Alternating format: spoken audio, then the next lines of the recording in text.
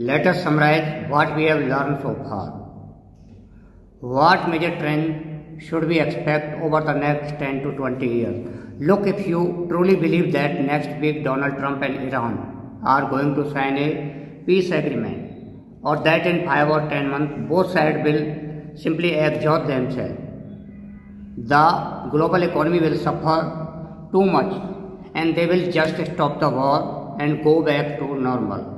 I don't know what to tell you. You are living in a fantasy world. You need to wake up and recognize that this is the end of the unipolar moment. We are moving toward a new world, and you can either choose to adapt to this new reality, or you will die. It's that simple. A massive trend we will see is deindustrialization and deurbanization, where people in the cities will have to move back to the countryside, right? Especially young people, they will have to learn real practical skills. No more cryptocurrency trading for you, right? You will need to learn how to milk a cow or grow food, do something useful for your life. Nationalism and remilitarization will also become incredibly important. You will need young people who are willing to fight and defend your land, which means getting them to believe that your nation deserves to be strong. Whichever nations are most ready and able to inspire and mobilize their younger populations to fight war will be the one that prove most resilient. We will also see mercantile system, basically independent trading blocks. These are topics we will dive deeper down the road, but I want to bring them up now to show you how I see the world shaping up in 10 to 20 years. But before we start, hit the like button, subscribe this channel and turn on the notifications for such updates. Yes, do me a favor to get me a little happier. For instance, I believe there will be eventually an alliance between Russia and Germany in Europe. Maybe for the next 5 to 10 years, Germany and Russia will fight each other, but eventually both nations will realize they are far better off working together than fighting. Remember, from Israel's perspective, the entire point of this war with Iran is to knock the United States out of the Middle East, establish itself as the regional hegemon. I believe Israel will come to dominate the Middle East. Now you might ask, what about Iran?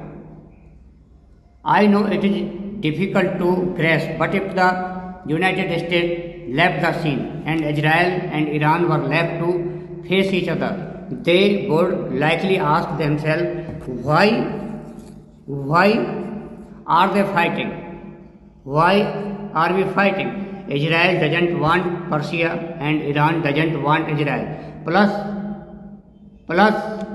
Israel has nuclear weapons, so they would likely agree to divide the Middle East with Iran controlling the Shia regions and Israel controlling the Levant. Historically, while the Jewish population hated the Greeks and Romans, they actually got along, and resource war will become a massive factor. This means famine, genocide, slavery. Remember, for most of human history, humans were the source of cheap energy. If you don't have access to cheap oil, you end up enslaving human beings.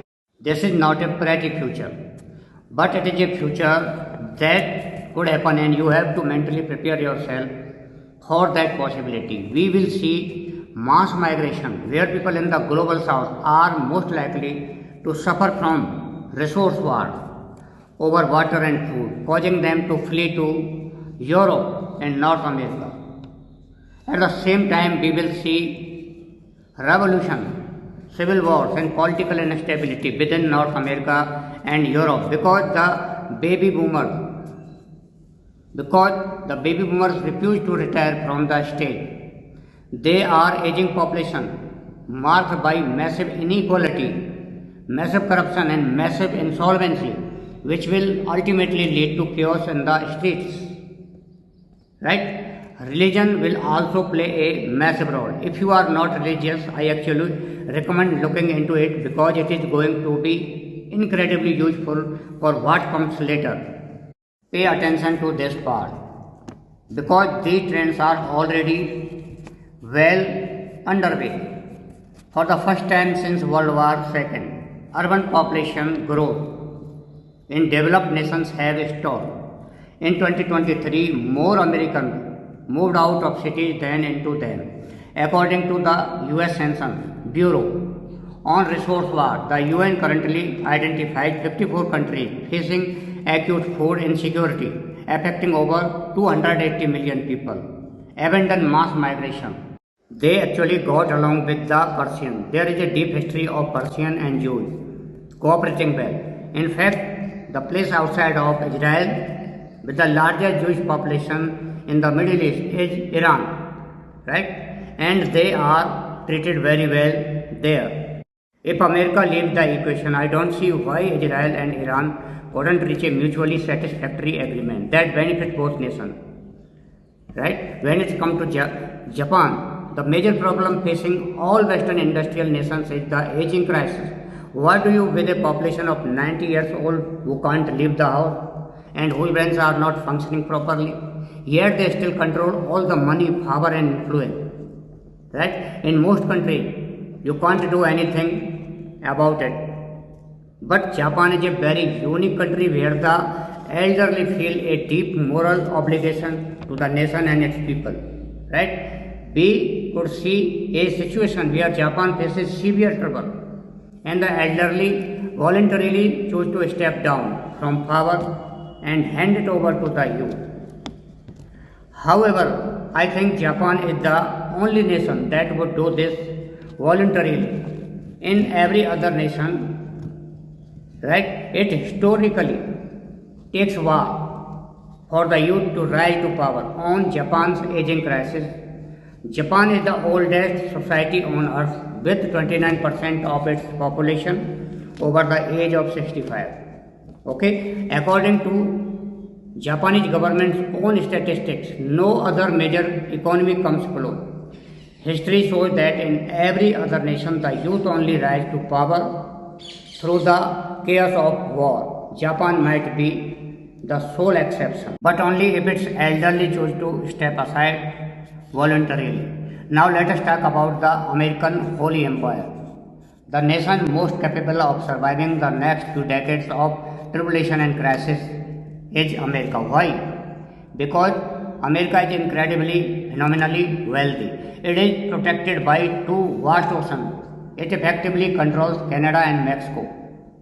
Right? Don't think of America as just a single country, but rather as the entire North and Latin America sphere.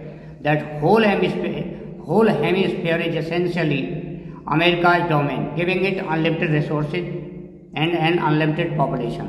On top of that, Americans are some of the most creative, entrepreneurial and energetic people in the world. However, I believe America will need a brand new identity to survive this age of tribulation. It will shift from Pax Americana, which is a secular globalist ideology, to an identity that is much more nationalistic, focused on community, nationhood and an embrace of Christianity. Right? Christianity will be the unifying force that rebuilds America after the many crises it will face over the coming year.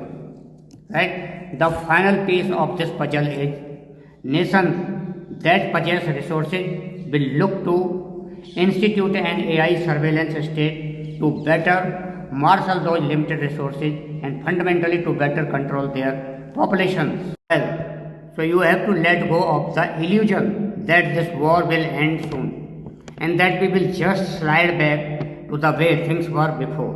No, the world has completely changed. We are not going back to the old world.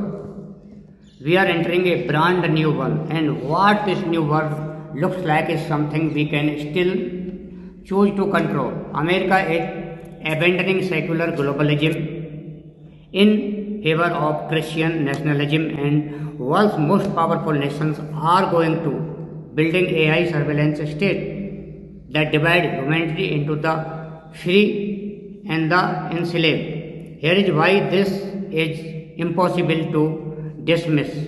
Global investment in AI surveillance technology has already surpassed $50 billion annually, according to 2024 Global Technology Report. Meanwhile, in America, the shift toward Christian nationalist politics is no longer a fringe movement. Okay, it has reached the highest levels of power. Project 2025, a comprehensive governing blueprint written for the Trump administration, explicitly calls for the United States to be governed according to biblical and Christian principles. Thank you very much for